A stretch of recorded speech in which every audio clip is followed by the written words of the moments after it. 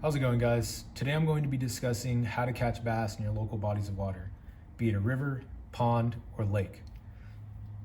First off, I want to clarify that I do catch and release only for the preservation of our wildlife and for the sport of bass fishing, because I want to see the bass get bigger and I want to catch them someday.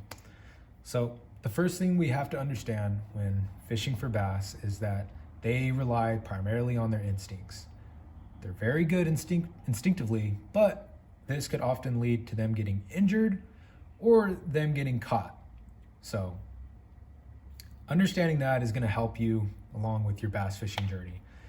So there are three main functions of a bass, and that is survival, feeding, and reproduction. Each of those three have different techniques and baits for those different functions. So where do bass locate? Well, bass are ambush predators, so they need some structure in order to ambush prey from. So that is usually rocks, fallen trees, docks, brush piles, grass lines, anywhere where they could kind of hide in and they could wait for prey to come by and then boom, they ambush them. So it's good for them, but it also gives us anglers a telltale sign of where they might be. So generally speaking, look for structure, look for wood, look for grass. You know, even if it's shallow, I've caught bass in 12 inches of water. It's ridiculous where these bass can survive in and where they are. So now that you have an idea of where a bass might be hanging around, what's the best time of day to cast a line and to go fishing? Generally, it's going to be one of two things. It's going to be early in the morning when the sun starts to pop out, or it's going to be in the evening when the sun starts to set. During these two periods, you're going to notice that bugs such as mosquitoes, insects, flies, they start coming on the surface of the water. And that draws in the trout, the shad, the bluegill, all the bait fish that bass love to feed on. And they're feeding off of those insects. And so those bass realize that, and it creates almost a primal feeding frenzy in them. And that's why those two periods of time are very successful. You're going to notice that the harshest time to fish is during the midday. And that's generally due to the lack of shade. When there's no shade, it's really hard for those bait fish to feel secure and safe. So they end up heading out to deeper water in order to find that security, often taking the largemouth bass with them. So that is usually why the midday is the hardest part to fish. So now you have an understanding of the time of day to fish and where to locate them. What lures should you use while bass fishing? There's a lot of options when it comes to bass fishing. They range from giant swim baits like this, all the way down to finesse approach trick worms, such as this. Now, as basic as I could put it, the first thing that I would do when I would approach a lake, river, pond, whatever, is I would immediately go to a crankbait. Now, the reason why I would go to this bait is because it's a moving reaction style bait. I could cast it out, I could cover a lot of water, see where everything's at. And if you notice here, it has a lip. This lip is gonna go over structure. It's gonna feel on that ground. It's gonna tell me what's down there, be it weeds, rocks, wood. And most of us don't have fancy fishing equipment or don't want to spend that much money on sonar screens and underwater cameras and whatnot, what have you.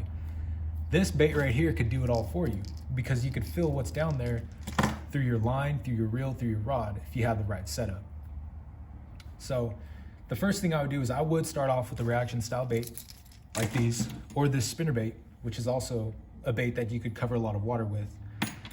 And generally, if you start catching bass on those baits, that's a good sign because they're in a very feeding frenzy type mode, and it's often easier to catch the bass when they're like that because you don't have to work too much. You just cast and retrieve. So it's good to capitalize on those opportunities when you get them. Not all the time you're going to get those opportunities. Most of the time, you're gonna have to work for the bass. You're gonna have to use technique, and you're gonna have to go to more of a softer finesse approach, such as this trick worm.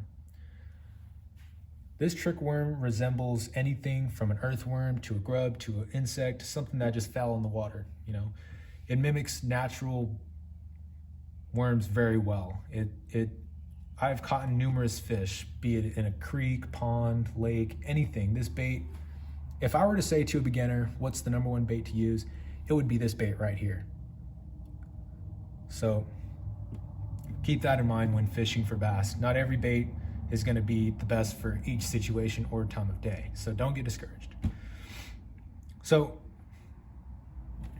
lastly, you know where to fish, you know what lures to use, and you know what time to fish. How do you accumulate all this information into actually catching a fish, catching a bass?